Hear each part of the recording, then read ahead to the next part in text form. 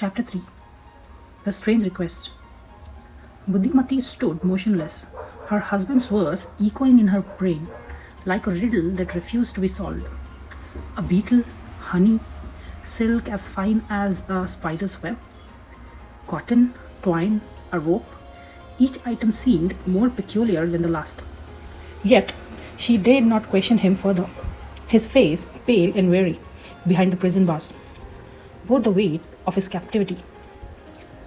I have no strength to waste in explanations, he had murmured, his voice heavy with exhaustion. Go home in peace, sleep well, and dream of me. Her heart clenched as she watched him turn away, his silhouette swallowed by the shadows of the tall tower. She wanted to cry out, to demand answers, to cling to him and refuse to leave. But Buddhi-Mati was no stranger to patience. She knew when to hold her tongue, even as her heart threatened to burst with worry.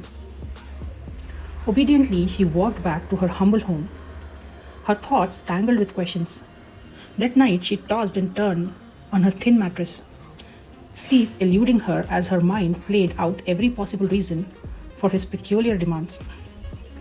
Did he truly believe a beetle and some honey could free him from a tower guarded by merciless soldiers?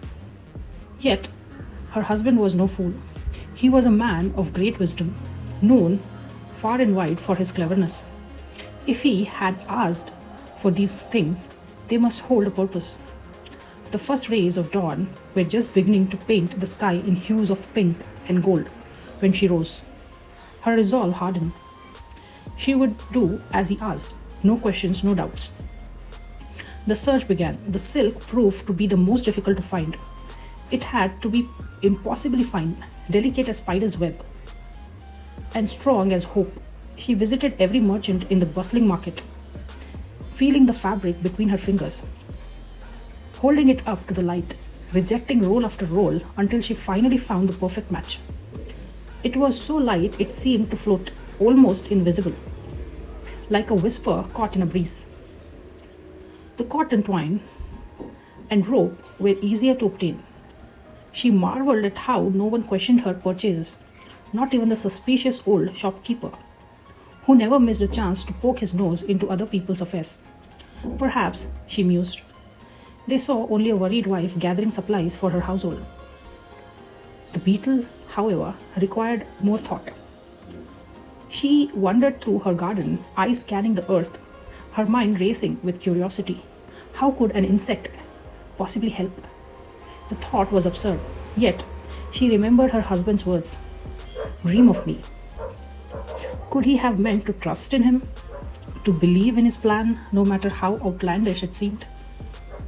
At last she found the one she sought, a magnificent beetle, with a shell like polished emerald, strong and sturdy, its delicate wings shimmering under the sun.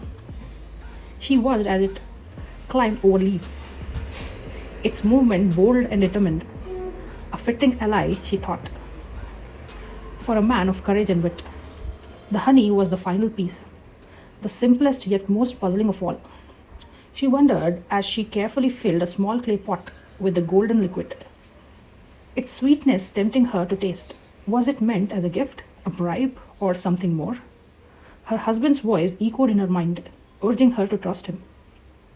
With every item gathered, Buddhi-Mati's heart grew lighter. There was hope in action, in the faith she placed in her husband's wisdom. She looked at the collection before her.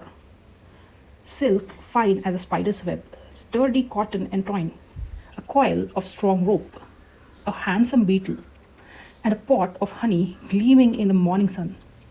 She did not understand how these strange things would help, but she did not need to understand. She only needed to believe, and believe she did.